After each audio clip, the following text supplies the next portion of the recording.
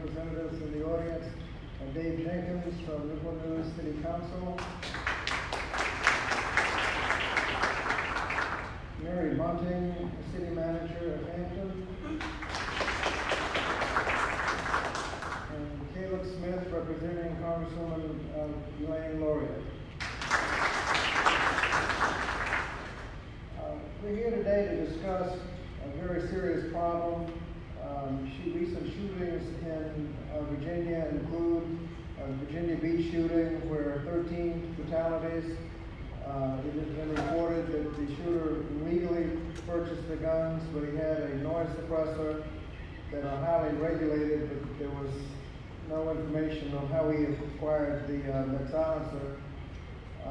Virginia Beach actually prohibits the possession of those silencers. In Chesapeake, in May 25th, during a block party, 10 people were shot, 1 fatality.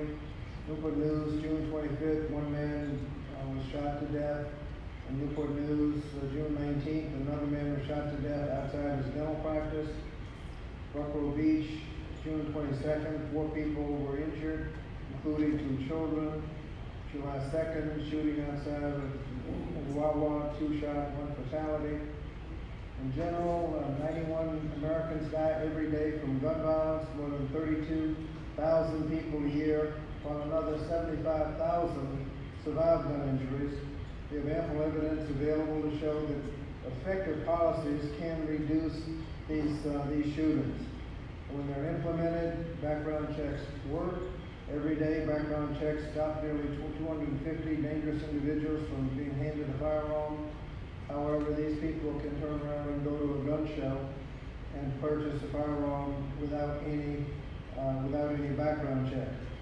Virginia laws are some of the worst in the country. Virginia now honors all out-of-state concealed weapons permits.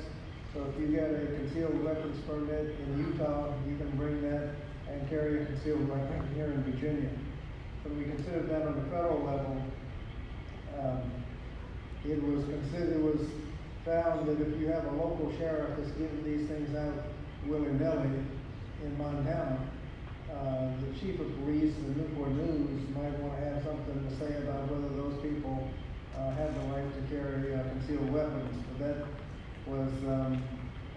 passed the General Assembly. A bill limiting large capacity magazines was killed this year.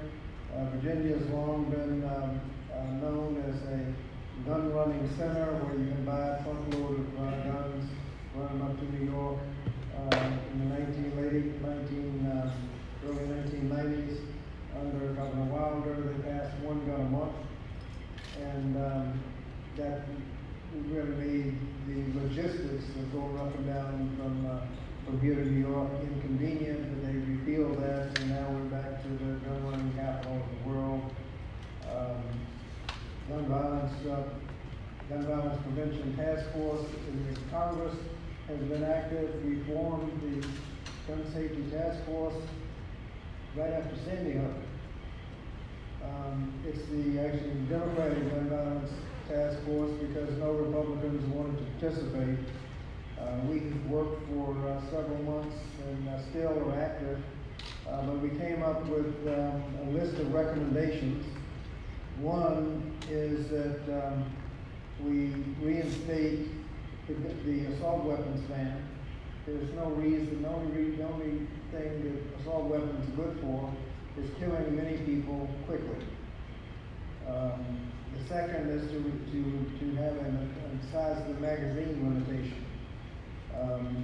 In the movie theater in Colorado, it's estimated that the size of that magazine held at least 50 bullets, which means you can shoot 50 times. It's been found in these mass shootings that the time you fumble changing the magazine is the time you're intervening. So every time you can change the magazine is an opportunity. You don't need 50 shots to go duck hunting or go deer hunting. As one politician said, if you miss the deer 10 times, it's not the size of the magazine that's the problem. Another said that in his state, and I think it's there are limitations in Virginia, you are limited when you go duck hunting to 3 bullets in the magazine, because we want to protect the ducks. But no limitation on bullets in assault weapons, because we're not interested in protecting the people. But the assault weapons and the size of the magazine, also we need to establish universal background checks. There's so many loopholes, like the gun show loophole and other ways you can buy guns without getting the background check, that we need to have universal background checks, and as I indicated, they work. In addition to those, more money for mental health. One of the things we've done in mental health is made it an essential benefit under the Affordable Care Act, so that everyone with insurance under the Affordable Care Act has mental health coverage, and that has been one of the things that you've noticed in most of the shootings, that they're untreated mental health problems.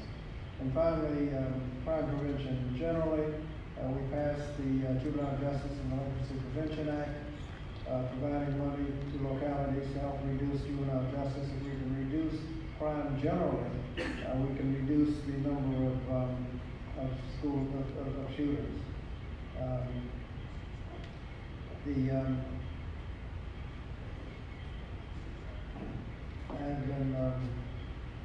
I skipped ahead of the program. We have students who will lead us in the Pledge of Allegiance. Cassidy Ward and Aralia Morris will come forward and lead us in the pledge.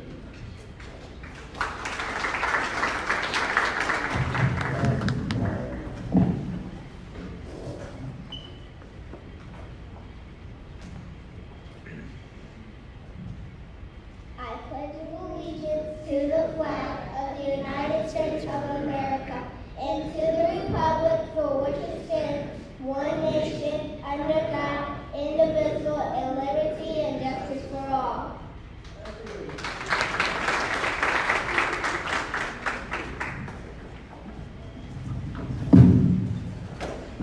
Thank you.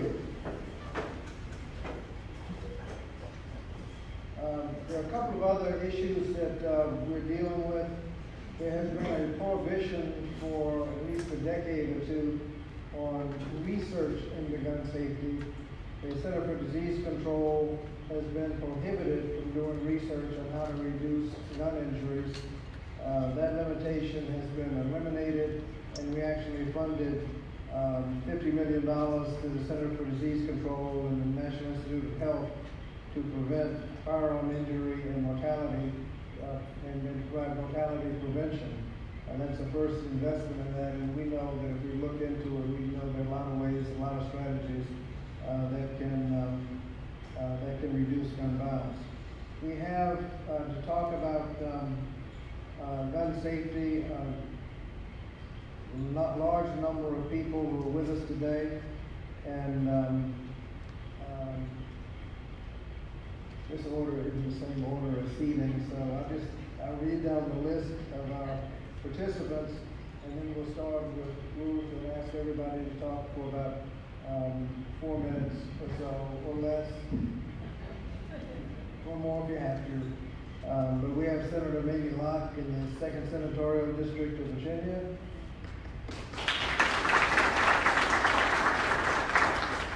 Delegate Gian Ward of the 92nd House District. Delegate Marcia Price, 95th District. Howard Gwynn, the Commonwealth's Attorney for the City of Newport News. Steve Drew, the Chief of Police for Newport News. David Chipman, Giffords Courage to Fight Gun Violence Organization.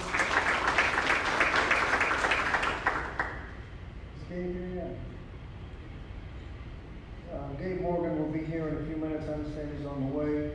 Sheriff of Newport News. Kristen Pine, YWCA of Hampton Roads. Wanda Eccles, the Youth and Gang Violence Prevention Coordinator for the City of Newport News. Lori Haas, Coalition to Stop Gun Violence. That organization was formed right after the Virginia Tech shooting. Ruth Winters, Moms Demand Action. Cal Smith, Boys and Girls Club. Molly Gill, Families Against Mandatory Minimums. Andrew Gordon, Office of Public Defender. Did I leave anybody out? Bobby Kemper from the National Center for Prevention of Community Violence. I don't know I can leave out him. We've been working, I knew him when he was a police officer about 40 years ago, convicting all my clients.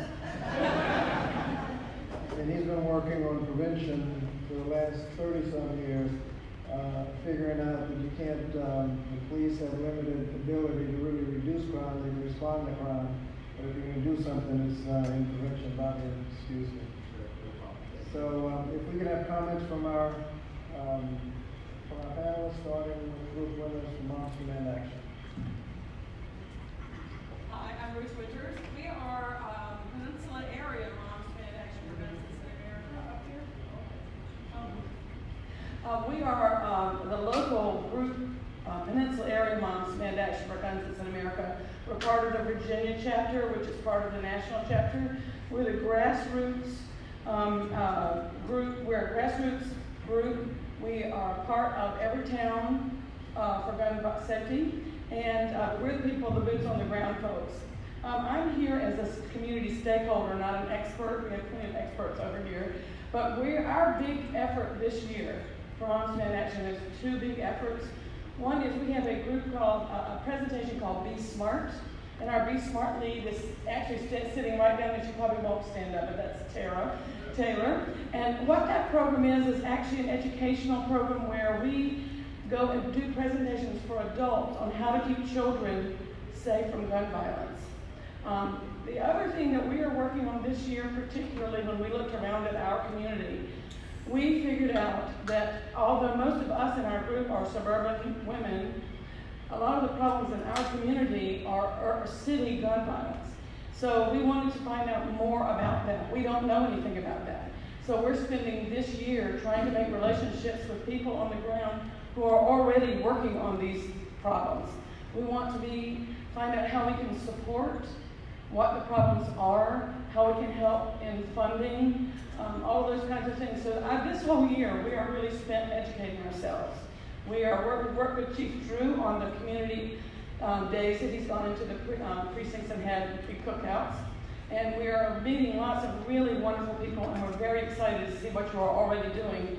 And if you want to know more about us, please, grab me today before I leave, because we would love to work to find out more about you and find out what we can do to help. Thank you.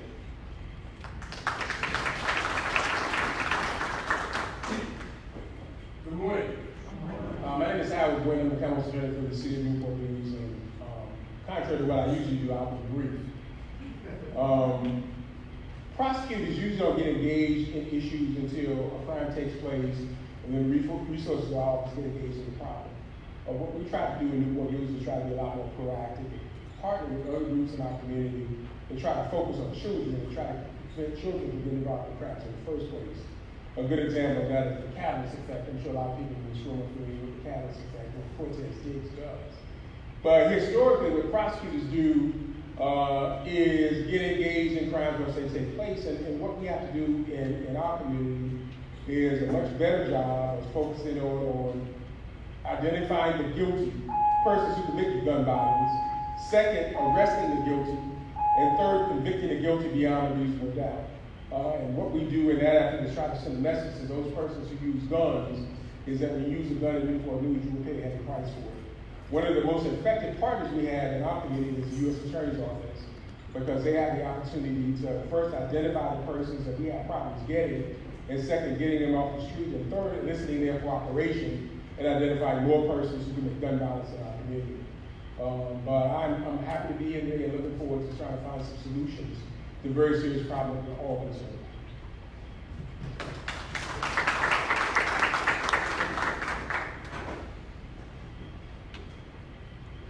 Good morning. Thanks for all of you coming today. My name is David Chipman. I'm a senior policy advisor at Giffords. I work for former Congresswoman Gabby Giffords, who survived an assassination attempt, and her husband, Mark Kelly, an astronaut, a combat war veteran, and the son of 2 Jersey cops.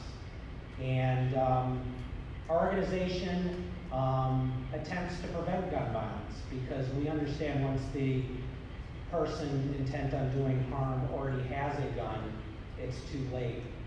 I was an ATF special agent for 25 years, and the first 5 I spent here in Tidewater working on gun trafficking. And I haven't been back often, and it was surreal to drive down Mercury Boulevard and see the same gun store next to the Arby's where we were doing a deal.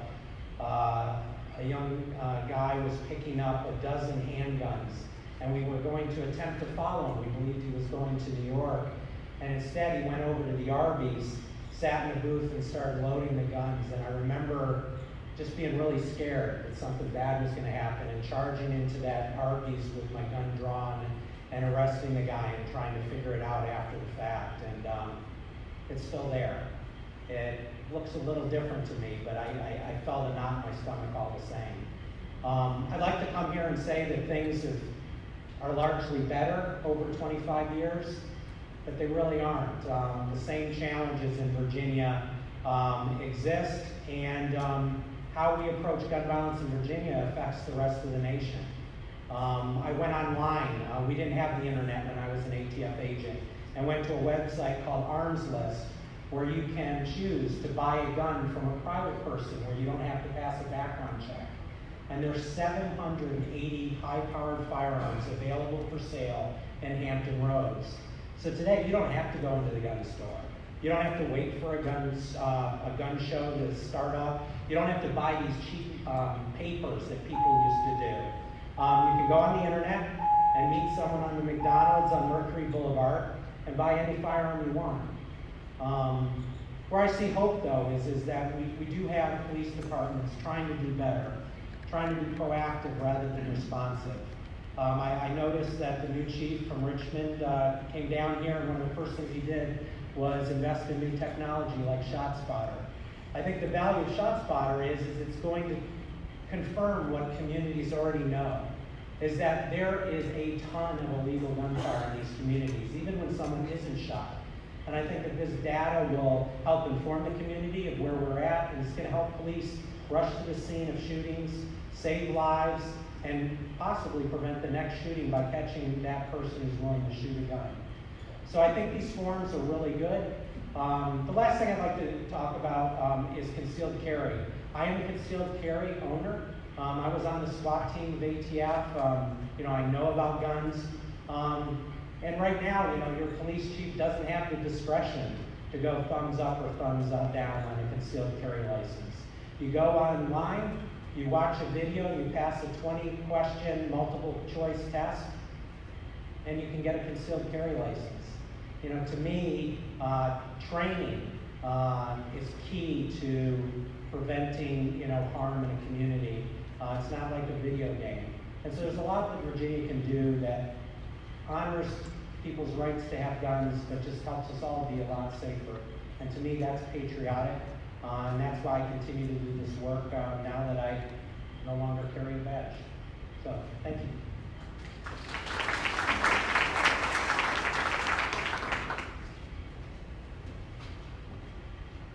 Good morning, and welcome to the 95th House District. Again, I'm Marcia Price, and I have the honor of representing this area, having been born and raised here.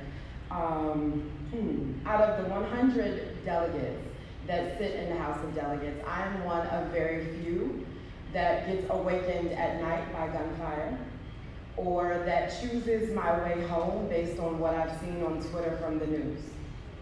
So it did not take Virginia Beach for me to know that we have a problem. And before the map was redrawn, most of the shootings in the city were happening in the 95th district. And it is very humbling to sit as an elected official for my area and know that I can't fix it. Because no matter what bills we pass, legislation will not stop gun violence. It will take all of us working together to work on what's really causing it.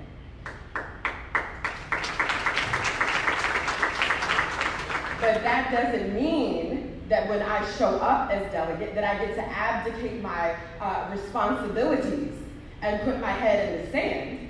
It means that I step up when the governor calls us back to special session tomorrow at 12 noon, and we get to work in a serious way to do what it is that we can do. I will be carrying one of the 8 proposals that the governor has put together, and this will be my 5th time introducing a bill that would allow localities to determine what their ordinances will be about gun violence.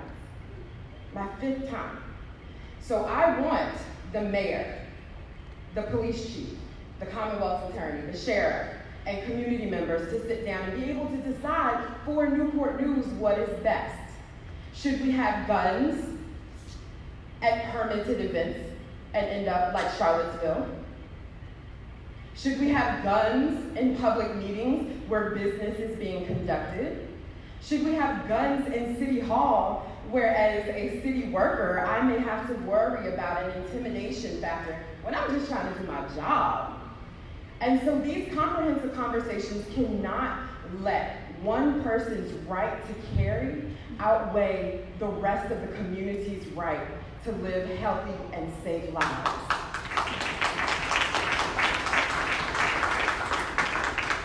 I remember reading, we are blessed in this area with really good news coverage, and I remember reading a sentence around Memorial Day that basically said in about a 10-day period, 55 people have been shot, not all died, but 55 people have been shot in Hampton Roads. And if you think about the definition that we use nationally about what a mass shooting is, it's like 3 or more people shot, not including the shooter, not involving drugs, not involving gangs, not involving organized crime. There are more mass shootings, if you take away those qualifiers, that happen when we're at our parks, when we're at our cookouts. If I'm chilling with my family and 2 drug dealers go at it, and I get shot and survive, but I can't pay my bills, I should get a GoFundMe page too. I should get a prayer vigil too. My kids deserve teddy bears too. And it's this type of violence that is happening in my community that doesn't always get the same type of coverage. So I use my platform and my voice to make sure that those voices have a voice. And to know when you run it through from the victim, the family of the victim, the family of the shooter, the hospital folks, folks in Howard's office, folks in the police department, the teachers of the children, the principals of the children. This is a radiating problem that affects every single person. So I am here today to listen after this, because I know I don't have all the answers, and I know that bills won't solve it, but I know that there is power in this room, in this audience, and that we will do everything that we can so that these beautiful little babies can grow up to be whatever their hearts desire. Thank you.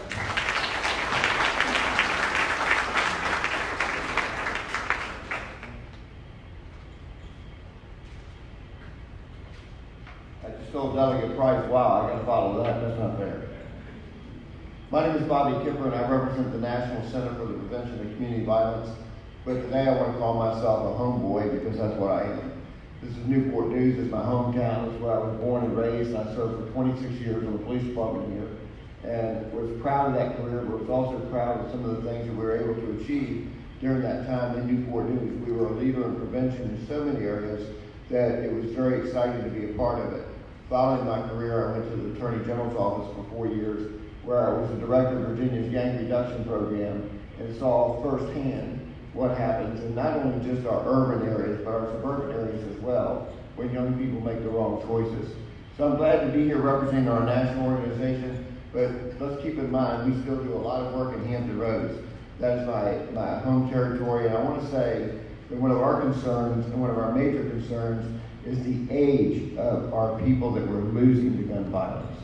There are too many children in Hampton Roads over the last 6 months who have died needlessly over indiscriminate shooting in the streets. It's time for us to take a look at solutions.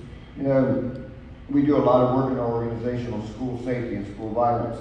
And when a mass shooting happens, and Delegate Price is mentioning mass shootings, you're right, there are a number of them that happen and never get covered. But one of the things that always concerns me, and I appreciate the good congressman and good friend Bobby Scott for saying, we have been at the table with him for a long time on this. But what concerns me is the same old sound bites that we get every time this happens. Like we offer prayers and support to the victims. I want to change our verbiage and our vocabulary today to offer prayers and solutions to communities. That's what we need. Or we could change it, if you like, the letter P to prayers and support, from prayers and support to prayers and progress on this issue. That's what communities want. They want to get beyond the politics. They want to get beyond, we need to deal with reality. Reality only happens when we deal with progress, when we deal with solutions.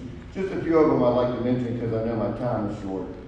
Years ago, we were tasked by the Virginia Department of Education to draw and prepare a gun safety program for K through 5 in Virginia. We not only did that, but we now have that as a national program called Ollie the Owl that introduces gun safety to every child in every school that takes on the program. And let me say something about that program. It's not just about what happens when you see a gun, it's what happens when the wrong people get a gun. And part of that solution is we actually have made it into a history lesson where we talk about Dr. Martin Luther King, Robert and John F. Kennedy, the people who have died at the hands of gun violence in America, who were true leaders, who we mourn every day. We need to have that same mourning spirit about every American that loses their life to gun violence, because it all makes a difference to our community. The other thing that we advocate is, and I'd like to introduce this as our good delegates and our senators go up to Richmond, is we would like to see stress management courses for our kids now in school. We are not dealing with anger the right way. We have a real issue with anger in our society, and so under the signature, and I would like to thank our delegates and our senators at the state level for passing a bill that allows school counselors now to spend more time working on issues with children instead of taking and monitoring tests. So we need to congratulate them on that legislation. One of the things I would advocate for those counselors to look at is stress management across the board from K through 12. Let's start talking to young people how to deal with anger without calling to violence. Ladies and gentlemen, we have a masculinity issue in our country. We have too many young males in America who want to be dangerous and who want to shoot other people. We have to start talking about that issue. Our young men need more mentors, they need more guidance, they need more solutions and not to turn to violence on the streets. It is no longer should be an option for them. We need to give them hope and direction beyond that.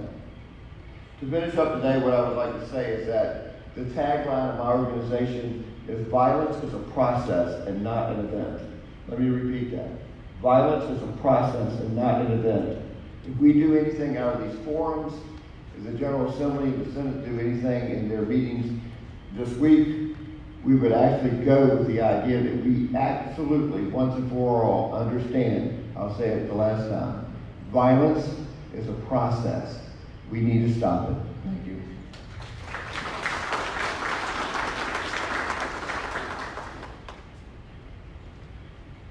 Good morning. You two ladies did great, by the way, with the Pledge of Allegiance. Outstanding.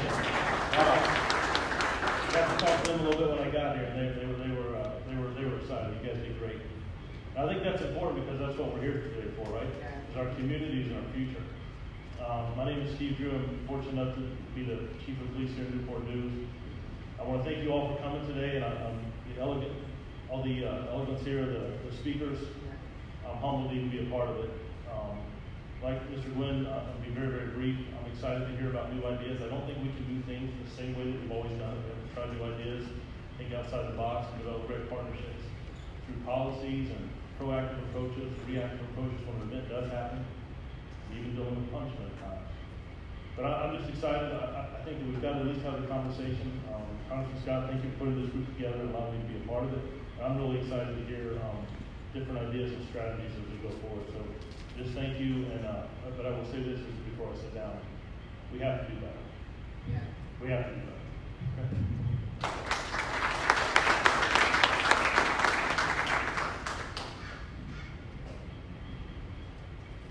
Good morning. Excuse me for not going to the podium. I have a little walking problem. But my name is Mamie Locke, and I'm pleased to represent the second senatorial district in which you sit. Tomorrow, we've been called into a special session by Governor Ralph Northam to specifically address gun policies in the Commonwealth of Virginia. He called it, of course, after what happened at Virginia Beach, but it's about more than just Virginia Beach. In 2019 alone, we've had 8 mass shootings in Virginia. And you don't hear about them because they were not the number that happened in Virginia Beach. But there have been 8.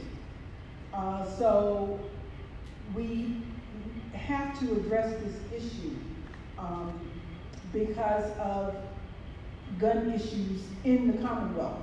And after Virginia Beach, one of my colleagues said, now is not the time to talk about this issue. And so the question to my colleague is, after Virginia Tech, now is not, you said the same thing. The time wasn't right then to addressing gun violence in Virginia. We've had 12 General Assembly sessions since then. Then was not the time to address gun violence. This past General Assembly session, we had several pieces of legislation to address gun violence in Virginia. All pieces of legislation died in committee. Then was not the time. So please tell me, colleague, when is the time to address it? When is the time? You know, the time for thoughts and prayers has passed for the families of the victims of gun violence here in the Commonwealth. In his letter to a Birmingham jail, Martin Luther King said that usually when you say wait almost always means never. So the time for waiting has passed. And the governor has called this session, and we have already heard from our colleagues that we're going to kill these bills in committee. They've already said that. So what that means to all of you out there is that your representatives, I think that most of us sitting up here are your representatives, will not get an opportunity to even vote on the legislation because it won't come to the floor. You know, for us to vote on it, because I don't sit on courts.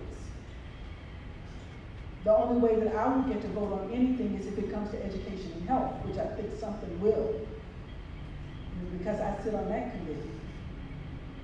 If it doesn't come to courts, which I don't sit on, I don't get an opportunity to vote on it. We do have a plan though.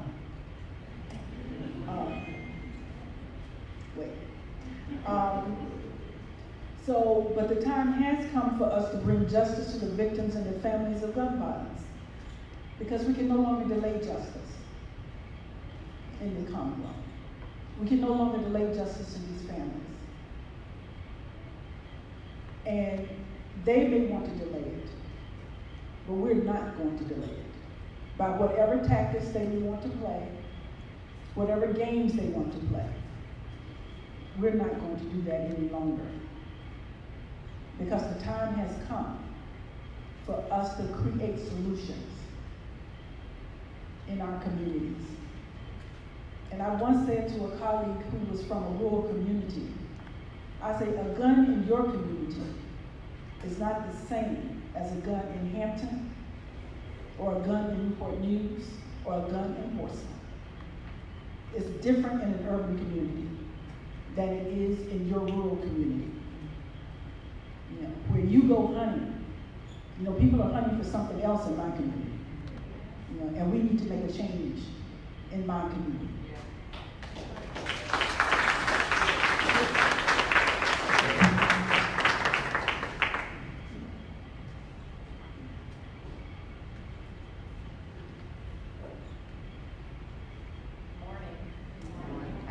I'm the Chief Program Officer for the YWCA of Southampton Roads.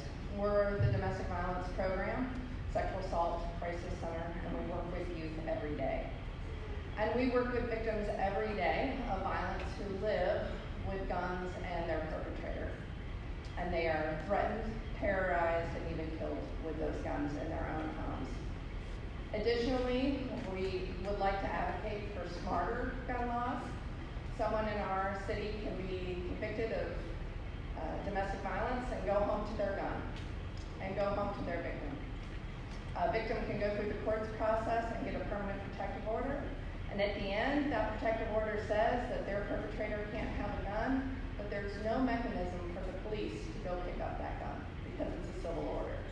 So we should have stricter gun laws, absolutely. But we also need to look at what's happening in the homes and help our victims make sure that they can stay safe. Because every single day, a victim of domestic violence will die by the hand of a perpetrator with a gun. So I appreciate being invited here, and I look forward to our conversation. Thank you.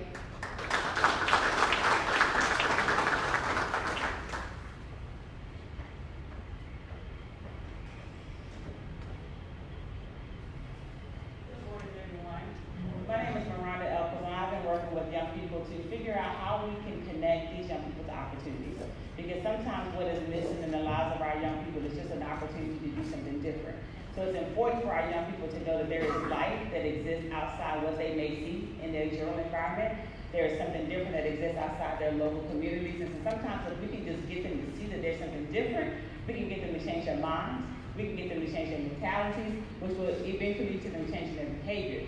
So the way that we do that is trying to figure out what is it that's missing, and then also how can we connect them to the appropriate service providers. There are a number of young people, there are a number of service providers and organizations that exist in the community that sometimes we don't access because we don't know about it. And so it's not just enough to say that this resource exists, but how can we make sure that everyone in the community, everyone at the table, everyone involved knows that this opportunity exists, so we can make sure that when we're dealing with our young people, when we're serving our young people, that we're all talking so we can make a difference. And so that's why I'm here today, to figure out how we can provide opportunities for positive exposure to our young people, how we can connect them to something different, how can we just not talk about them but invite them to the conversation because they are an integral part of the solution, and then make sure that we have the appropriate resources, services, providers in place to be able to meet the need for all, because if we keep talking about our young people but not doing anything to positively impact our young people, we're not going to get any better. And so I believe that we can all work together to make a change in our community.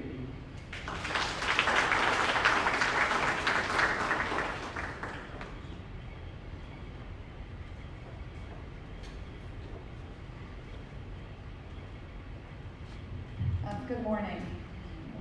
My name is Lori Haas. I'm with the Coalition to Stop Gun Violence and the Educational Fund to Stop Gun Violence.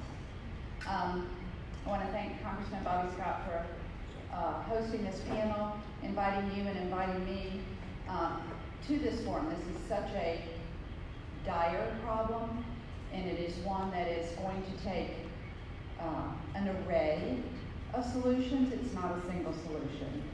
The Coalition to Stop Gun Violence was actually founded in the 70s, and one of our early board members was Hillary Shelton. He's still on our board. He has friends know he's president of the NAACP, or current president or past president, but Hillary Shelton's been a big part of our organization for a long time. Our sister organization, the Educational Fund to Stop Gun Violence, is our public health think tank. We have a lot of information. We do a lot of deep dives into public health and evidence-based solutions to the problem of gun violence. I did come to this work a little over 12 years ago. My daughter, then age 19, was shot and injured at Virginia Tech. And what was then the worst mass shooting in the country remains the worst school shooting in the country. I know what it's like to get that phone call. And I know what it's like to be exposed to grief that's insurmountable.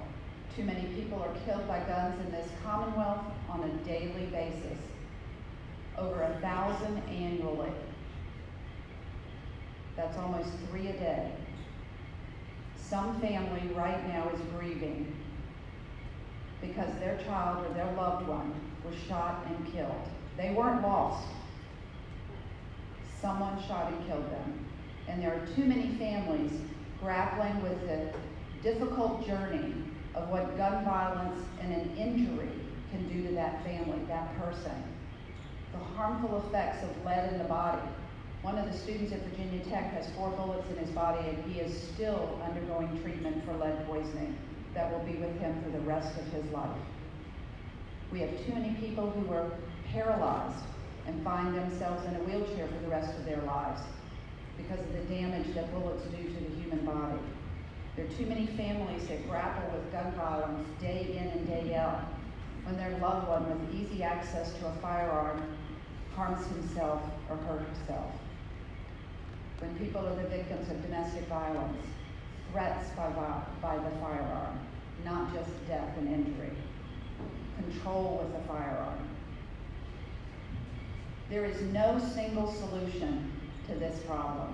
And to stand up here and suggest that I have all the solutions would just be wrong and be stupid, because we know it takes a village. And I would like to thank all of you. All of you here today are here because you care. You care about your communities, you care about your loved ones, you care about your fellow man. We want to find solutions to these, and I hope that we do. But let's look at a myriad array of solutions. We need to support our communities. Because of decades of systemic racism in too many communities and in too many places, we see violence. Violence that is made lethal with access and easy access to a firearm. We must invest in our communities every single day, and it must come from the top and the bottom. We know that communities who have funding for community-based violence interruption programs can see as much as a 30% reduction in gun violence. This is what we should do, this is what we must do. We must interrupt the cycle of violence. We have to have funding for community programs, for trauma-based school counselors. We must have funding to address the inequities in our socioeconomic services to too many communities. We must also, though, have policies. We have to be able to say, we have this service, and we're doing this, and we're doing that. But what makes that violence the most deadly and the most lethal? A firearm. We have to reduce the flow of firearms into our communities. And some of these very policies and bills that our legislators sitting here today that are going to be fighting on your behalf tomorrow and last year and next year and the next year, those are policies that, coupled with the community work, I believe wholeheartedly are going to reduce the flow of firearms into our communities. We should require a person to report their firearm lost or stolen. Our law enforcement are out there trying to solve crimes. They're trying to trace these weapons, and they cannot do it because too many traffickers say, "Oh, Mr. Law Enforcement, I lost that gun. I can't help you." And our law enforcement are stuck They cannot continue that trail. They cannot trace that firearm. Background checks, I know, sound like something that isn't going to help you or isn't going to help me. But there are prohibited people out there right now buying a firearm at that McDonald's that Mr. Chipman described. Because guess what? It's not illegal, and there's no background check to determine if that person is prohibited. There are many other policies that we advocate for. There's many other programs that we advocate for. We want to identify people based on the evidence who are at risk of committing violence and disarm those people. We know that women of color are disproportionately affected by domestic violence. And yet we allow abusers, exactly what the young lady said, convicted of domestic violence, misdemeanors. They're convicted in a court, and they're allowed to keep their firearm. Evidence shows we should be disarming those people. Evidence shows there's a lot we can do. I could go, maybe that's my cue. I could go on and on and on and talk about this. But again, I thank every one of you for coming. I think it takes a village. I think there are community programs we need to support with resources and finances. We need criminal justice reform. We do not need mandatory minimums. We need policies that support our communities and our students and our youth and our families from an early age. And I would be remiss if I didn't thank the Congressman one more time for his work. His community justice reform efforts at the federal level, his commitment to youth at the federal level, and serving on the judiciary, and all of the hard work he does for this community and for communities all across America, representing Virginia in the House of Representatives. I just can't thank him enough for his commitment. He's been a guiding light to me and to our work on your behalf. And I thank you again for this opportunity to participate in this conversation, because we want to do what it takes to save all lives. Thank you.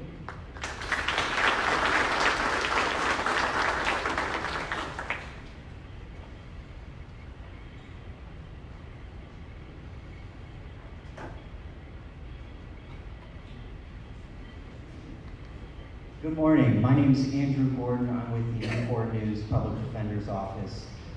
First, I want to thank Congressman Scott. I think it's a real credit to him that he's hearing from a very wide array of perspectives. He even let a criminal defense lawyer come to this panel. And so thank you for the opportunity to be a part of this conversation. I think the best way I can contribute to this conversation is to talk about some of the pitfalls, some of the failures and proposed solutions to curbing gun violence. First, even a criminal defense attorney will acknowledge that when an individual is convicted beyond a reasonable doubt for committing an act of violence or using a gun, there should be severe consequences. Everybody agrees with that. But what Virginia and many other states have done is go beyond that. We punish people, many non-violent people, who've been convicted of a felony for nothing more than the simple possession of a firearm. Many people who will never, ever use a gun in an act of violence. So the knee-jerk reaction we hear from many politicians on this issue is, lock it up. Let's impose harsher penalties, harsher mandatory minimums. Specifically, with a felon who possesses a firearm. In Virginia, if you committed a felony, maybe even as a juvenile when you were 14 years old, and you're caught with a gun, you could face 2 years mandatory or 5 years, depending on what it is. The reality is that you're going to get out of prison. And what are you going to be left with? Your economic stability is probably gone. Your job prospects are probably gone. Your housing is probably gone. And then we expect you to suddenly conform and to follow the law. Mandatory minimums are counterproductive. There's no evidence that they've ever helped to solve the problem of gun violence. They don't deter an individual from possessing a gun. all they do is tear apart families. Many people who are non-violent are in prison for this reason. And so I want you to think about that the cost of some of these so-called solutions. We have an exploding prison population. That is not solving the problem of gun violence. It's contributing to it. So thank you very much for allowing me to be here.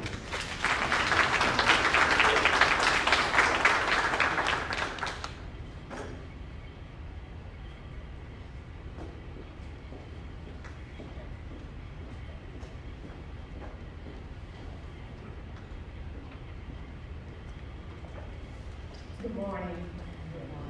I am Delegate Juwan Ward. I represent the 92nd House District, which is about half of the city of Hampton, and yes, 10 houses in Newport News.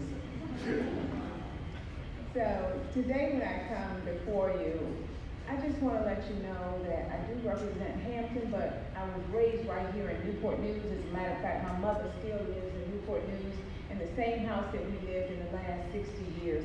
So I have a deep connection to Newport News.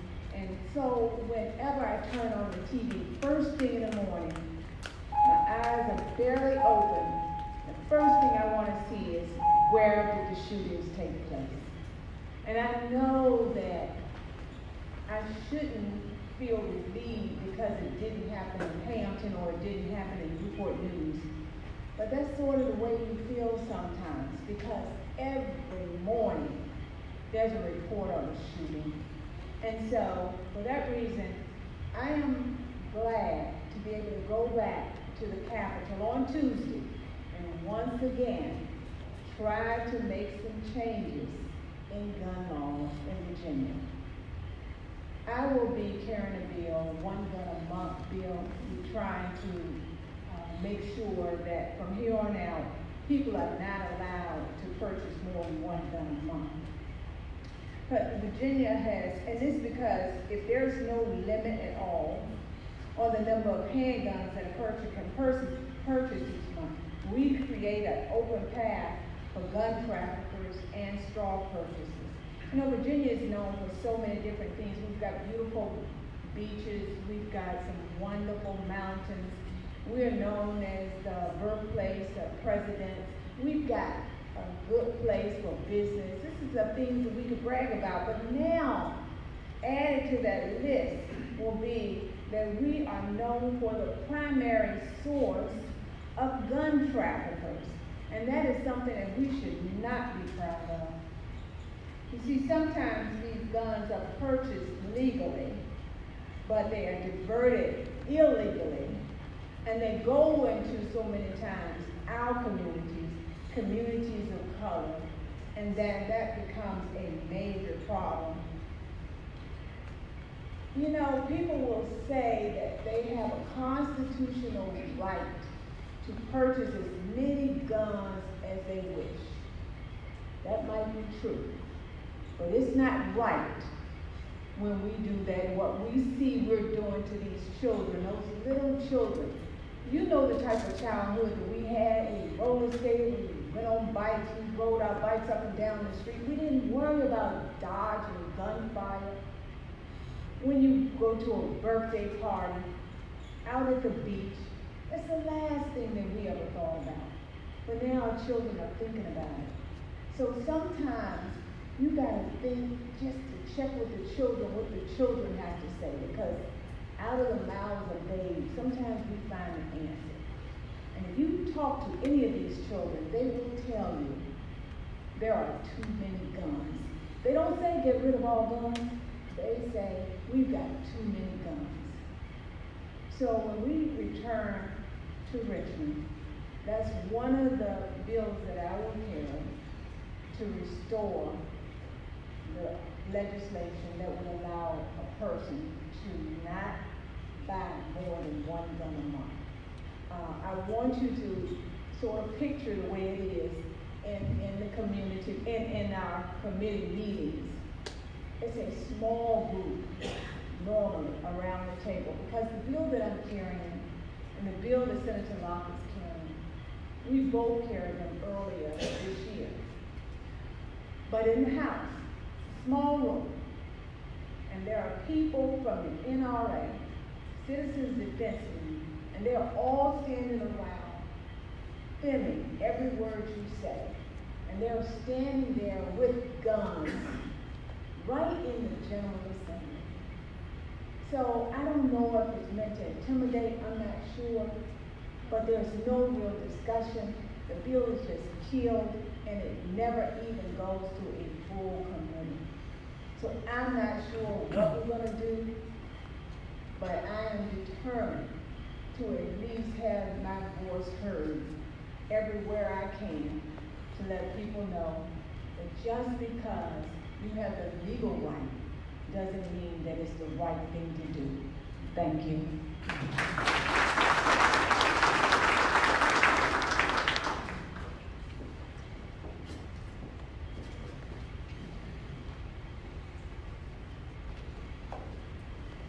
Good morning, everyone. My name is Hal Smith, and I'm with Boys and Girls Clubs of the Virginia Peninsula. We operate 12 clubs throughout the peninsula and up into the middle of the peninsula. But 9 of our clubs are actually located in Newport News and Hampton. And most of these locations are in areas that succumb to gun violence. In fact, in 2018, we lost within a month and a half period of time, 2 of our youth from Marshall Courts were gunned down in the community, 1 on his way to the club. So this issue hits close to home for not only our organization, but more importantly, our youth. Over the years, we have focused primarily on mentoring opportunities for our youth. And the catalyst for these mentoring opportunities starts at the federal level. Congress, over the years, has appropriated millions of dollars for youth mentoring in the budget. And Congressman Scott has been at the forefront of those efforts. So I want to thank Congressman Scott, because this doesn't just help Boys and Girls Clubs, it helps all youth-serving organizations. I see my friend Crystal Rainey from the Seawaldo Scott Center. We have to work together to focus on these issues. Primarily, we're in prevention programs, opportunities through the Department of Juvenile Justice and partnerships there. I think the key to the prevention programs we run is reaching out into the community and partnering with local law enforcement, like the basketball league we did with Newport News Police. It gives our kids the opportunity to see that our law enforcement personnel are people just like they are. We have mentoring opportunities happening right now on at our Shell Road Club in Hampton with Hampton Police. I was out there last Monday, and Officer Cooper, who's been there every day for the last 3 months, kids are running up to him and hugging him as they go home. So it's opportunities like that we have to leverage, and we have to work together. You know, we focus our efforts on kids ages 6 to 18 and those prevention programs, but we're also providing services for the entire family when unfortunate incidents like this happens in our communities. Our Street Smart program, which is a gang and violence prevention program that we run in our clubs, we can't run that program without the support from Miranda Eccles and her team to enhance those programs. Workforce development opportunities that we can provide to our youth, give them opportunities to not only have a summer job, but give back to their community. So there's a whole holistic approach of services and programs that we can provide to the community, and it takes all of us to work together. So I thank you for the opportunity to speak for a few minutes, and thank you for all that you do.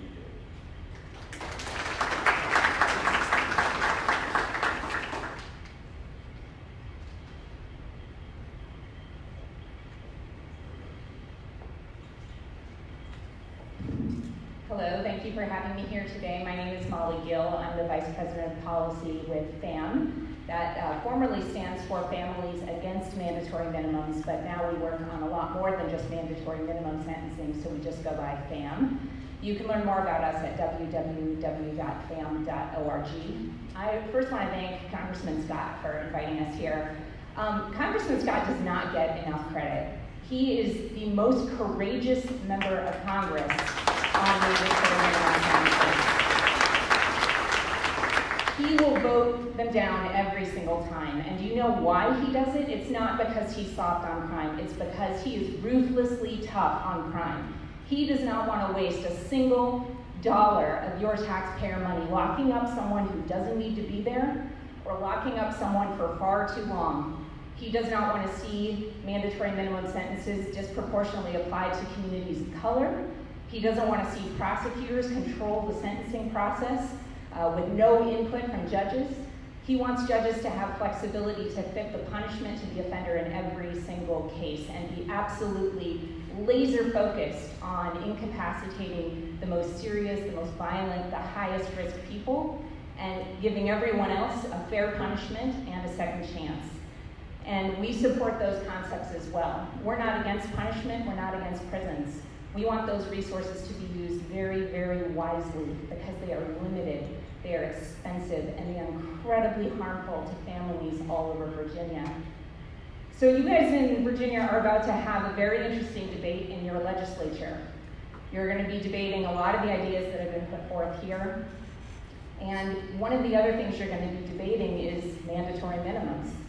So I guess the only thing I want to add to this conversation is, as you're searching for things that will work, don't do more of what doesn't work.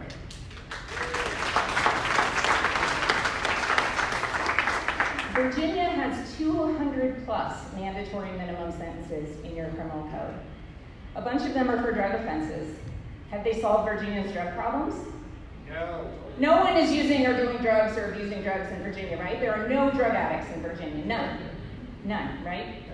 Absolutely not. They have been a total failure. They're not getting at the root causes of why people are involved with drugs. They're not often incapacitating the right kinds of people. And the same is true with gun crimes. In fact, I actually started becoming opposed to mandatory minimum sentences when I started my legal career as a prosecutor. And I had to give people regularly 5-year mandatory minimum sentences for being a felon in possession of a gun. And it didn't matter if that gun was a hunting rifle. It didn't matter if the person's felony was a 10-year-old drug possession conviction. I still had to put that person in prison for 5 years. And at the end of the day, a lot of times I said, I don't feel any safer because of what I just did.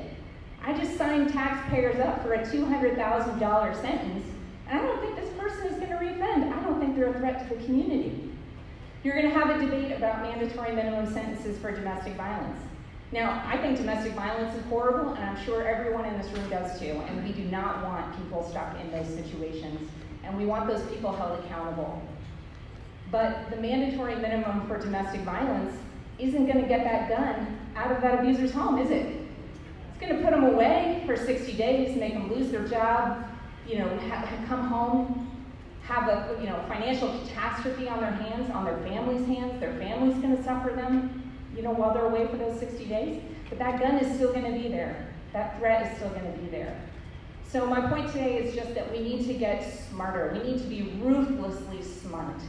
And we need to ignore the calls to be quote unquote tough on crime and lock them up and throw away the key.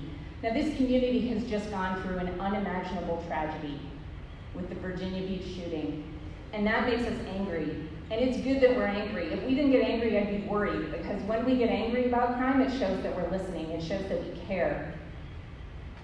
But in our anger, let's not just reach out for something that feels good, but is not going to fix the problems. As we're having this debate in Virginia over the next couple days, over the next couple weeks, contact your lawmakers. Let them know you want real solutions, not just more of the same that doesn't work. Thank you.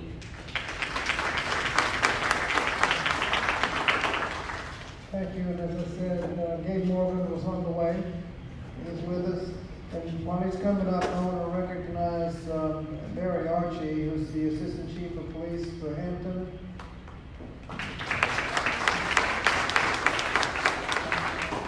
And I thought I saw Vernon Tillage from Senator Warner's office.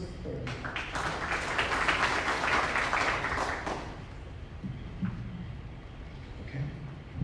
I apologize for my tardiness, but I told the staff I had a conflict, but I thought this was super important to be here, so could not pass this up. The real question is, What do we want? Do we want government by the people and for the people? Or do we want government by special interests? I am very tired of gun violence. And everyone in our community is tired of gun violence. And I came in on the tail end when Delegate Ward was talking about how these bills are defeated each time. And the question I have is, why aren't we doing the same thing? Why are we not going to Richmond? Why are we not leaning on those folks that are voting to ensure that they protect our children and they protect our community? I'm not going to go through the litany of things. You heard from many folks about the fact that mandatory minimums do not work. There's empirical data that shows that it does not work. So the question becomes, why is our legislators continually using slogans, sound bites, to make you feel like you're safer, to make you feel like they're doing something, when in the end, they're making things worse? Yes, there's a Second Amendment right to gun ownership. But I will tell you right now, as a community, we should have a balance between sensible gun ownership and sensible laws that protect the community. You cannot transfer or own a moped in this state without a registration. But you can own a gun and transfer a gun without a piece of paper. What is wrong with that problem?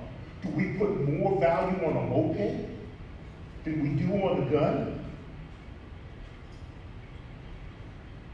Universal background checks. Everyone, the majority of Americans agree that universal background checks is a good thing. I just came back from Kentucky. I don't even have to describe the politics in Kentucky. You know what the politics in Kentucky is. And I polled some folks as I spoke to them. What do you think about background checks? Every single one of them supported it. But we can't get it. Why? The majority of Americans believe in sensible ownership. Why can't we do those things that preserve that protect us? Protect us from domestic violence.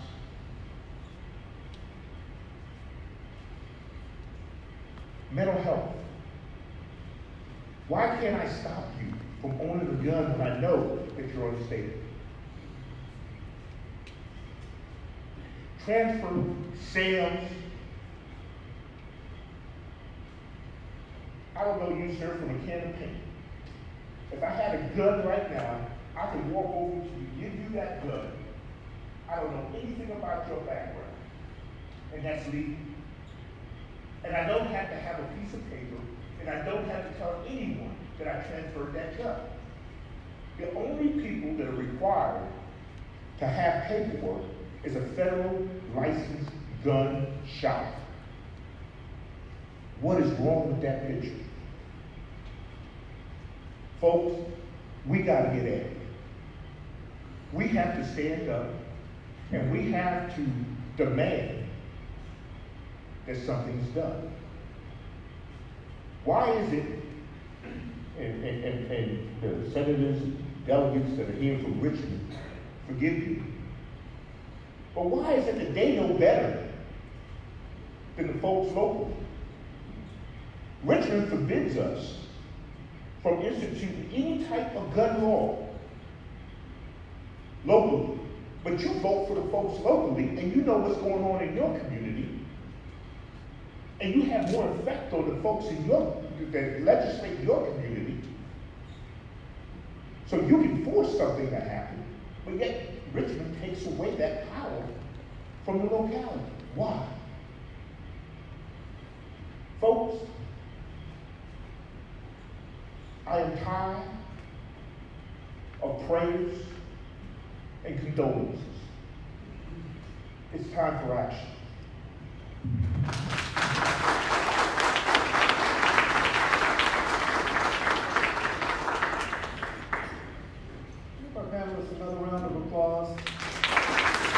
situation. And say a word about, first of all, mandatory minimums. We've had some good comments on the insanity of mandatory minimums, particularly involving gun crimes. As a judge that had to sentence a first-time offender for nobody died, nobody was shot. He just possessed a firearm and a couple of drug deals, and he ended up having to sentence the young man to 55 years in prison because of mandatory minimums. The judge wrote the president and said how ridiculous it was that the code required him to impose the sentences, and asked the president to commute a substantial amount of that time, which the president did. He cut it down to 13 years, which is still a draconian punishment for what he had done. But at some point, anytime you have a mandatory minimum, if the sentence is right, it can be imposed. If it's not right, if it makes no sense under mandatory minimums, it has to be imposed anyway.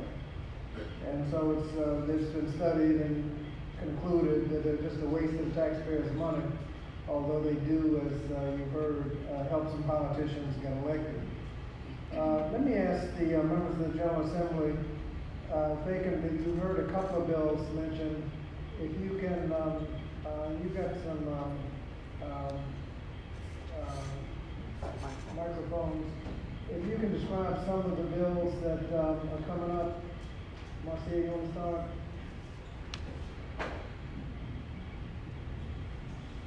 So there have been two bills that have already been placed by one of the Republican members, and that is to codify the Second Amendment, to basically take the United States Constitution Second Amendment and put it into Virginia code.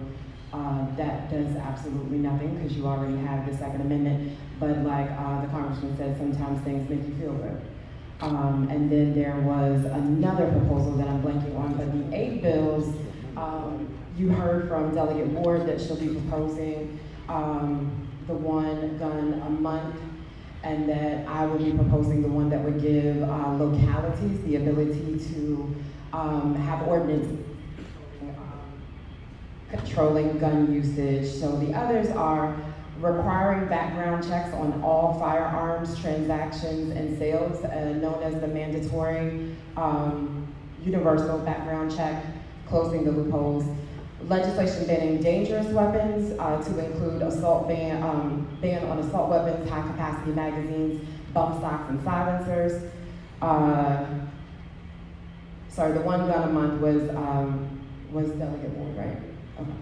And then requiring that lost and stolen firearms be reported to law enforcement within 24 hours. Delegate Bourne of Richmond will be carrying that one. Legislation creating an extreme risk protective order, allowing law enforcement and the courts to temporarily separate a person from a firearm if the person exhibits dangerous behavior, a threat to themselves or to others. One thing that we haven't talked about is the role of firearms in death by suicide. So that is trying to get to that as well. And then legislation prohibiting all individuals subject to final protective orders from possessing firearms. And then legislation in the punishment for allowing access to loaded, unsecured firearm by a child, increasing that from a Class 3 misdemeanor to a Class 6 felony. And it raises the age of the child from 14 to 18. Juan, and maybe you have anything to add to those? Only that in the Senate, I will be carrying the one gun a month legislation as well. Okay.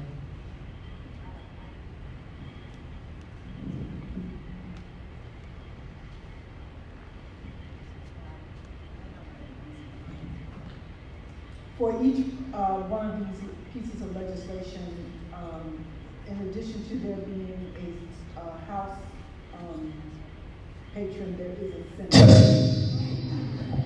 Turn it down a little bit.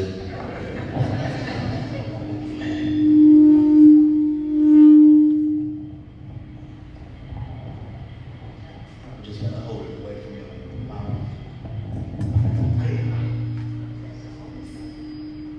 Senator, I think that's exactly what I was going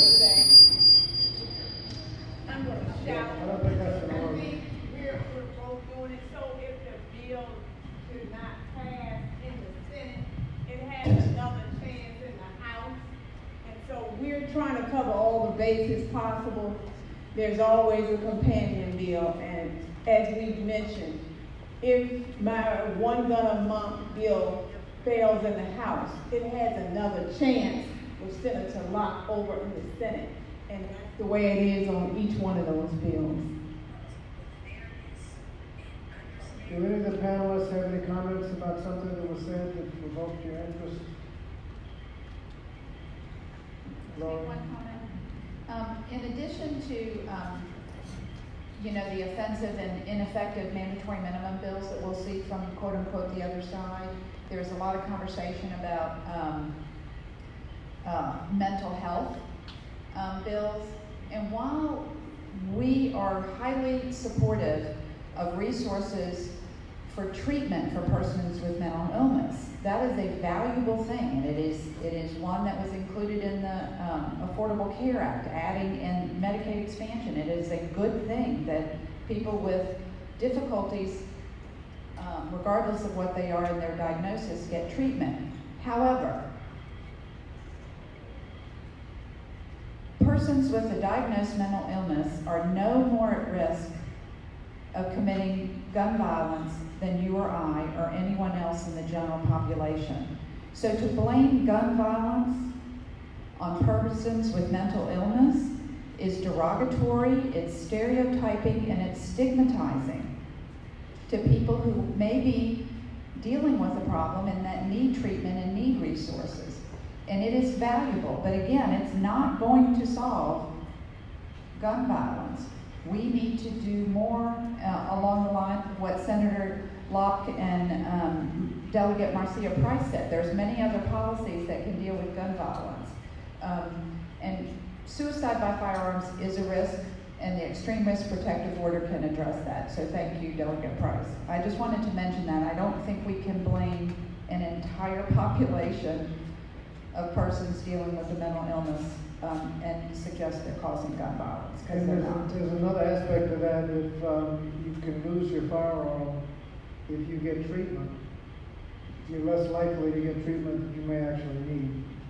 It's correct. If a person goes in front of a judge and is adjudicated dangerously mentally ill, then they do in fact lose their firearms rights. But there's many categories of person at risk of committing violence that are not mentally ill.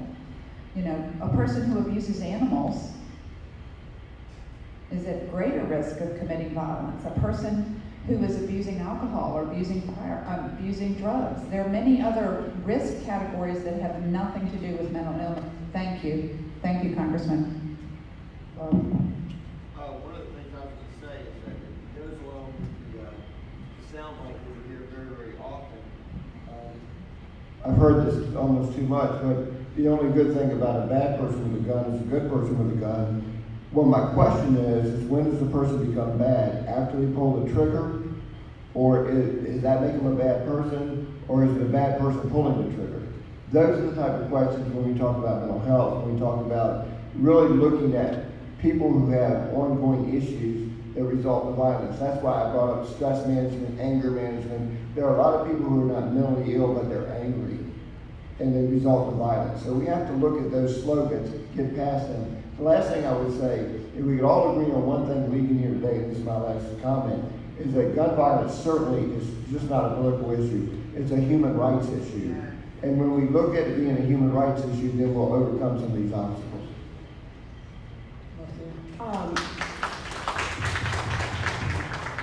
I'm really glad that Bobby brought up the idea of a good guy with a gun, because the other bill that I had blanked on earlier was actually allowing for employees of state agencies to carry weapons, thinking that that would be a safer workplace environment, coming from one of my colleagues on the other side. One of the issues that I really have in this conversation, and I know it's touchy, but I have to go there, is the idea of a good guy with a gun, when the people that are trying to kill the bill that I've been putting up with the local option in order to ban guns from local buildings, they always say good guy with a gun, but they're talking about a white good guy with a gun. because we had an incident where a black good guy with a gun saved some lives, but did not live through it to tell the story. And so if we're going to be talking about the constitutional rights, we have to also talk about the equality and equity with which these constitutional rights are afforded to some Virginians, but not other Virginians. That has to be a part of the conversation.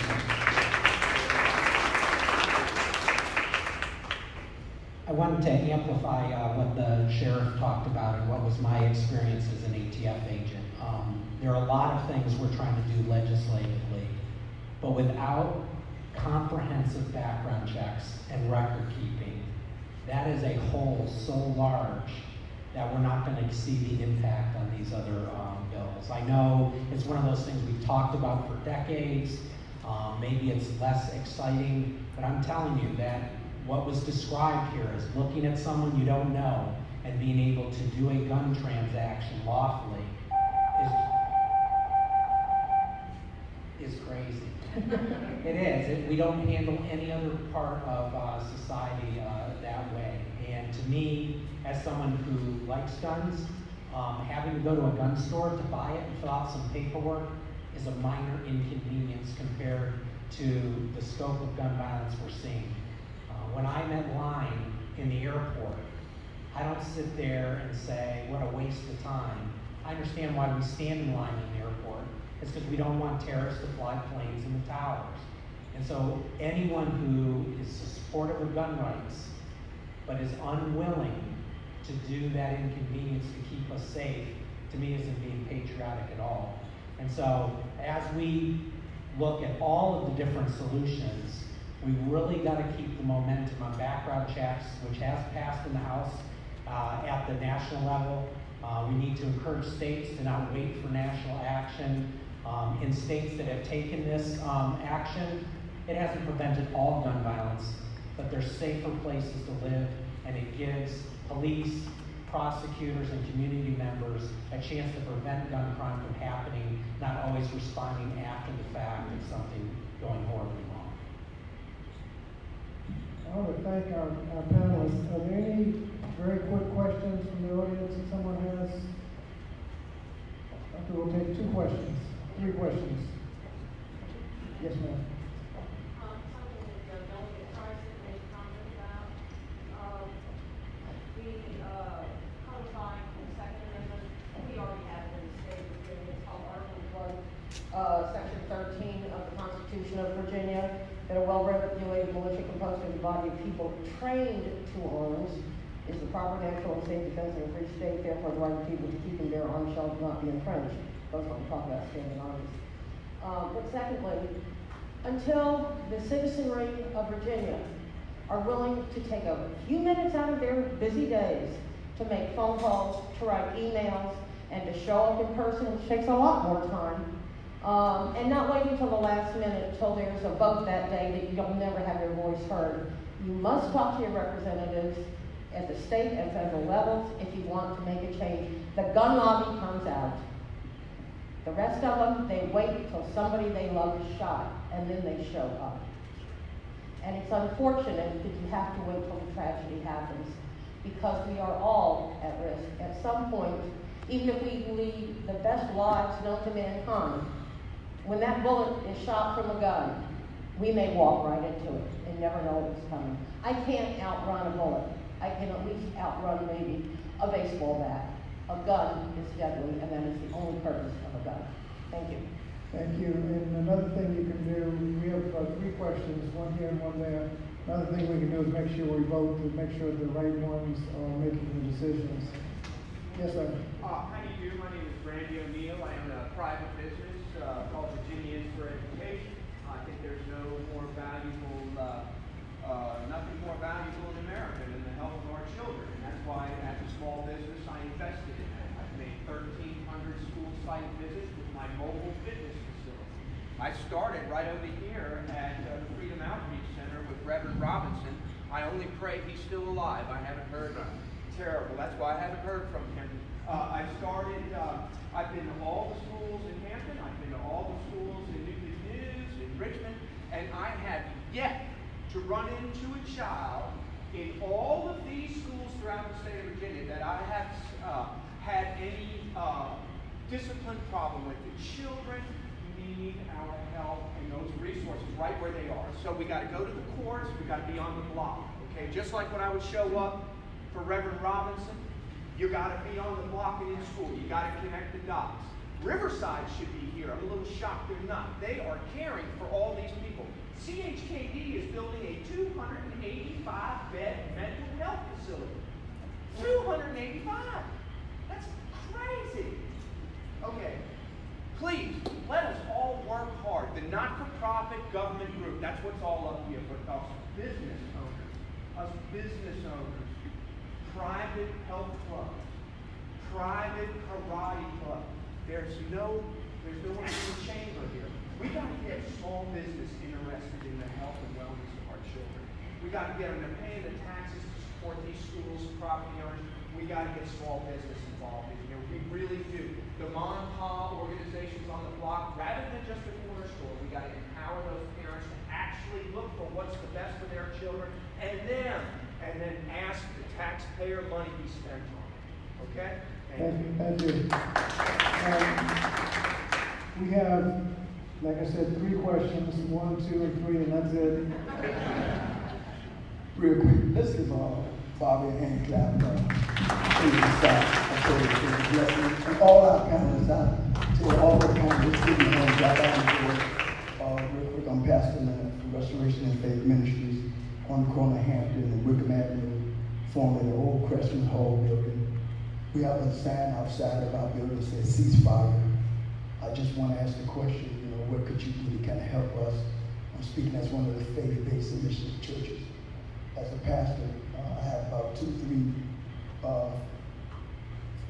bulletins. In the last 19 years, I've done probably 50 to 60% of the murder victims. Real quick, last year when it was shooting way down the street, we just got a family in the church where it was shooting way down, crossing in front of the market on the corner of 22nd, between 22nd and 23rd. I grew up in the 90s block, but the man from the Boys and Girls Club was talking about the 2 kids. One of the young men, 17, was walking with his 15-year-old brother. He was on his way, I think, to the club. Was shot several times, 17 years old. I'm the guy on the other side. I'm the pastor. Another young man, he was 17, got away, shot several times. Another young man down in Hampton, his obituary said he was born July 20th, 2000. Sun set on July 29th, 2018. He was 18, shot on his 18th birthday, shot in the face. I just want to know, as one of the pastors in the community, that what could you do to help us bridge this gap? Because guns don't kill people, people kill people. And what we got to really realize, my job is to try to help change the minds of people. You can change your shirt, you can change your shoe, you can change your address, but if you don't change your mind, nothing is going to happen. And I'm in a position as a clergy, as a pastor. Y'all pray for me because I have a handful. I'll be retiring today from the longshoreman, and I'm going to roll my sleeves up. And I'm going to work in our community. I'm getting ready to retire from an injury. But God knows how to do all things well. I talked with Howard. I think I spoke with the chief. I know Gabe on the end, Mr. Morgan, that it's time for us to bring a change in our community. My heart is heavy for these young kids. Another young man, 23, he was shot at, I think, the Family Dollar over in Hampton. I do a lot. It's just time for a change. And my heart is heavy. I just want to know is there anything y'all can do to help this as one of the faith-based initiatives? Anything y'all, because we need to educate. We need to do a lot of training. We need to get out in the streets. We need to do some work, and I'm here to help bridge the gap. So, Restoration and Faith, we solicit your prayers, and I just thank you. I was invited by the office, so I thank y'all for those that invited me here. And I'm praying for all of y'all. Dead, I call your names out, and I call the senators and elected officials. I'm praying for you, dead, and y'all pray for us. It's going to take all of us together. The 3 C's: the community, the community, the clergy, and the cops, the 3 Ps, the public, the pastors, the preachers, and then the police always last. Because when we can't get nobody, we call 911. We listen to amen. And I want to commend you to Chief. You're doing a great job. People are really talking about you. Thank you. Next right here.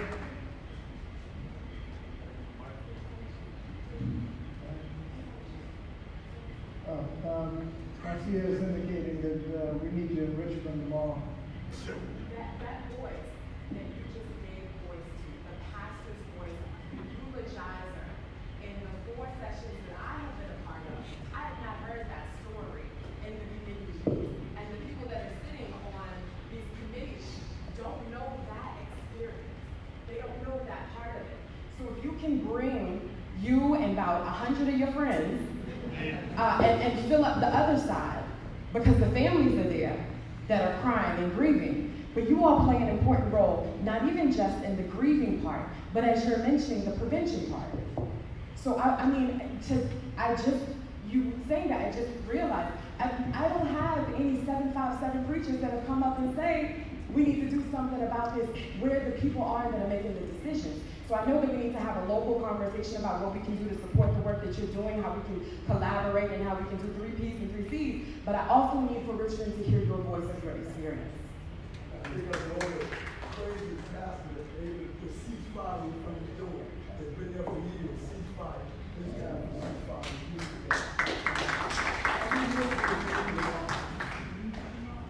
Good afternoon, my name is James Braxton. I'm here on behalf of Rise of Youth as well as the Virginia Action Network.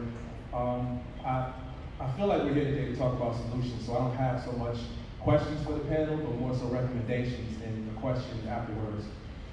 So first I want to piggyback off of what Senator Locke said and what Ms. Price said earlier about talking about the solutions to gun violence between communities differently, because the way gun violence impacts my community where I'm from, downtown Newport News, Rip Rap Road, Lincoln Park, is different than what happens in rural areas. I can't tell you what happens in rural areas, but I can speak for my community, and that's why I invited my partner, because he came with me, right? So I'm speaking on behalf of someone that's contributed to gun violence in my community. All right, so some of these fights and some of these shootings that's happened at the carnival back in the day, that was us, okay? And if you want to understand the solutions to gun violence, first of all, you have to have people on the panel that have contributed to gun violence. Because unless you talk to us and understand why we picked up that gun and fired it, you're not gonna know. We sat here for an hour and a half talking about solutions, and I haven't heard one yet from my community. All right, so my first recommendation is we have these panel discussions, special sessions, whatever. Bring in the people that have contributed to gun violence so you understand the contributing factors. All right. One reason that's important is I want to piggyback off of something Mr. Kipper, I think, said earlier. And actually, and I don't mean no disrespect to anybody because you're all professionals in what you do. All right. But I want to correct something that you said. You said that young men want to be dangerous and shoot people. And I will assure you, you said young men want to be dangerous and shoot people. All right. I can assure you that we never wanted to do anything. Right. We were products of our environment. Right? So in order to survive where we were from, we had to conform in order to do that. We never wanted to be that way. All right? So I think that's something very important. If we don't understand and understand those contributing factors, we say things that lead to the wrong solutions if you're on a panel or in sessions or committees that bring about those solutions. The final thing I'll say is to Mr. Hal Smith. Before you took over leadership of the Boys and Girls Club a few years back, I served as the area director of Marshall Courts, Latino Courts, unit director of Lincoln Park, where Walida Hooker, who's now your unit director at Greater Hampton Roads, served as my program director. She's now, well, I will say, her and I lost a lot of kids.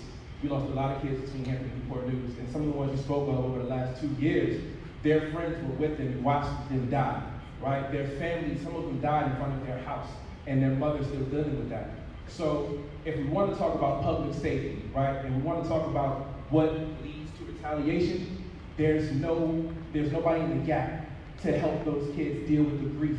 If you don't have emergency grief response counseling for the kids that are around them, the family members that are around them, in 48 hours, I guarantee you, they'll find a gun. And I guarantee they're going to retaliate. A young person can find a gun faster than they can find a job, faster than they can find access to get on the bus, faster than anything else. All right? So we gotta have stuff like that in place. I appreciate y'all time.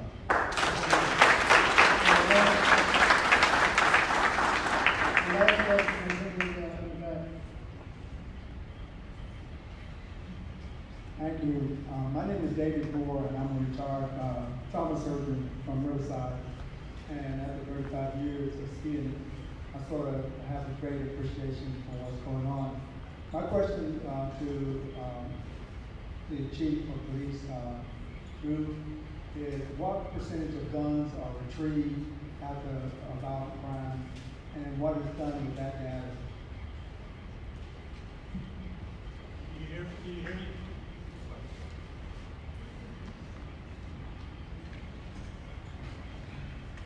I apologize a little bit for my throat. That's a great question. We do track that data. Every Monday our crime numbers come out. The statistics of how many guns we've taken off the street, where are they taken at, where were they used at, how do we recover them? I just wrote it down. This time last year we had removed 300 guns from our streets in Newport News. 300 this time last year. Today it's at 400. There's 100 more firearms off the street today than was last year. Now, I don't know if that's the solution, but we trace those guns and where they come from. We work with our partners at the ATF. There's new technology out that we purchased called the Diving System. We used to send ballistic reports to the state lab. It would take, Mr. Bill will tell you, it would take us a long time to get those reports back. Now we partner with Hampton and we have our own process. We can turn those around and get information off the firearms and ballistics and shell casing recovered in about 36 to 48 hours. But we look at that information, where the guns come from, where they recovered at. We recover a lot of guns from vehicles. We recover a lot of guns that are stolen from homes and outside of other vehicles. And the delegates are very correct. A lot of those guns are not reported stolen. It presents some challenges that way. But we do look at who has firearms and where they have. And I will tell you the biggest concern I have, and I've talked with Gabe and Howard a lot, is that more and more are off of, I think it goes to my friend was just talking earlier, more and more are coming off of young people, of juveniles. And that is a great concern.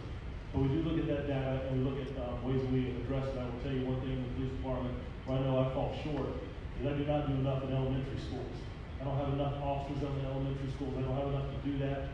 We have some things lined up for September that we're going to at least try to sign an officer as a liaison to an elementary school. 25 or 26 in the city. We've got to do more. I think that we start early and do more with young people. But that's a great question, but we certainly do track it. We look at how many people were shot last month, how many were shot this month, how many were shot last year, what's our average. And we try to find new ways to think outside the box, new partnerships, and new technology, interacting with our communities, interacting more with youth, how we address gun violence, mothers for actions that are with us in the community, talking to our elected officials and getting ideas. I don't think there's one solution, but I think we've got to start having a conversation. I think the points you brought up are outstanding. How much time do we spend with those juveniles that are in detention? Why are you here? Why? What's the reason, right? I think those are outstanding. We did some of that in Richmond, and I'd like to bring that here, getting people who've been involved or seen that, to have those conversations where we can learn, right, as much. So I really appreciate your comments. Those are good questions. Chief, and to follow up to that question, what are you doing in terms of interrupting the tit for tat? Once the shooting occurs, what are you doing to interrupt the next retaliation? You know, we use a lot of data and a lot of crime analysts. We each have all our crime analysts sorted together. We've now dispersed them. Each precinct has a crime analyst. Each homicide, each aggravated assault, special victims all have analysts, and we try to make association. Who is familiar with what block? Who is familiar with what associates they have? And if something happens, if we have a vehicle that's shot up in a certain area, if we have a house that's shot up in a certain area, we move very, very quickly. Not just enforcement-wise, but we're going to be working with Miranda and her group with street outreach to try to do some different things. We have a great relationship. I know Rashad Wright was here earlier. I don't know if he's still here with schools. I've got a great relationship with Dr. Parker. If something happens in the schools, we had talked, if something happens in the schools, they're letting us know so we can deal with it before it gets to a neighborhood. But if something happens on the weekend, while school's out, right, so we're talking to the school and the school principal that they know that there may be something, trying to deal with all kinds of fronts. In the neighborhood, individually, schools, and groups. But I think you're right. We've got to move on that stuff quickly. People that come to school and see things, we have to address that quickly. But it's trying to share information, We also look at an individual committed a crime, so we can get that individual off the street as quickly as we can and talk to other family members, maybe able to do some intervention. But I think it's the speed. You can't just sit and wait for something to happen. It's what are we doing proactively to address that without happening. Thank you. And Ron, did you have an interrupt this program? Gabe, final comment.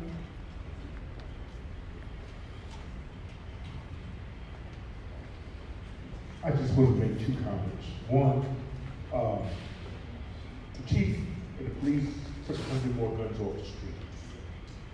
That's a good thing, right? But how do we get that many more guns on our streets? We did away with 1 gun a month.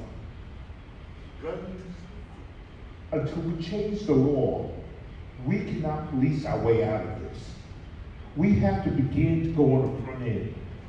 We have to begin to stop some of the things that are flowing our way. We've gotten to the point where we're trying to do everything for everyone, and we cannot do it all. Whether it's mental health, dealing with mental health, that's failing in the community, that ends up in jail, that shouldn't be there. Whether it's the flow of guns, whether it's the breakdown of the family, we can't do it all. To this gentleman right here, what's your name? James. Bless you. Your comment is so on point. Too often, folks that sit on governmental agencies overlook the value of those that were in the trenches before. We need you to help us solve this. We need you to help us solve this. And if you don't take anything else away from here, besides what laws need to be changed, we need the voices of those who perpetrated crimes in our community to help solve it. Thank you.